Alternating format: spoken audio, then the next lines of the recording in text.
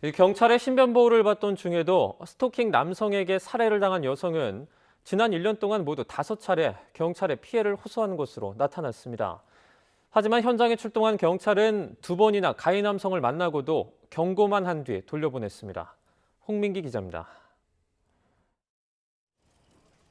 검은색 상하의에 검은색 모자를 눌러쓴 남성이 경찰 호송차에서 내립니다.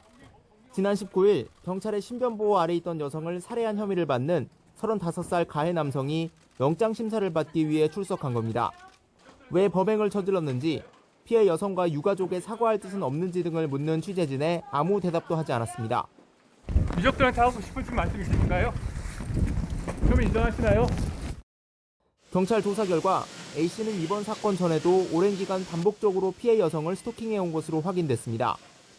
지난 1년 동안 경찰에 접수된 스토킹 신고만 모두 5차례에 달할 정도였습니다. 지난 6월에는 자기 짐을 가져가겠다며 여성 집에 찾아와 경찰관이 출동하기도 했고, 지난 9일에는 동의 없이 회사 앞으로 찾아와 경찰관이 퇴근길 여성의 집까지 동행하기도 했습니다.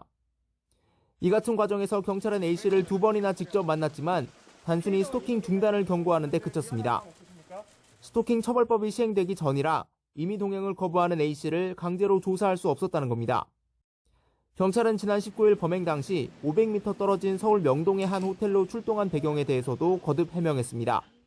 기술적 한계로 스마트워치의 위치값이 다른 곳에 표시됐고 신호가 발신된 곳을 우선 수색하는 게 지침이었다는 겁니다. 다만 피해 여성의 집을 먼저 수색하지 않은 건 아쉬운 점이라며 신고가 접수되면 주거지에도 현장 경찰관을 보내도록 지침을 개선하는 방안을 검토하고 있다고 설명했습니다. 경찰은 이번 사건 담당 경찰서장이 참여하는 스토킹 범죄 대응 개선 전담팀을 만들어 재발 방지 대책을 마련할 방침입니다. YTN 홍민기입니다.